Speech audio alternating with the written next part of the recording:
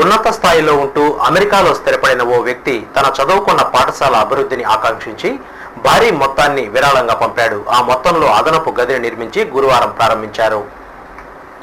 రేణిగుంట మండలం అత్తూరు గ్రామంలోని పాఠశాలలో చదువుకున్న టిప్పు సుల్తాన్ ప్రస్తుతం అమెరికాలో స్థిరపడి ఉన్నత స్థాయిలో ఉన్నారు.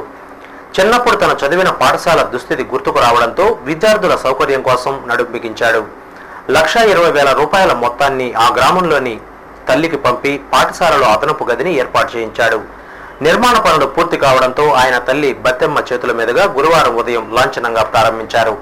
ఈ కార్యక్రమానికి ముఖ్య అతిథిగా పాల్గొన్న రిటైర్డ్ డిఈఓ రమణయ్య మాట్లాడుతూ, విద్య విజ్ఞానాన్ని పెంచుతుందని, విజ్ఞానంతో పాటు మేధోశక్తి పెరగడం వల్ల మనిషి గొప్పవాడవుతాడని అన్నారు.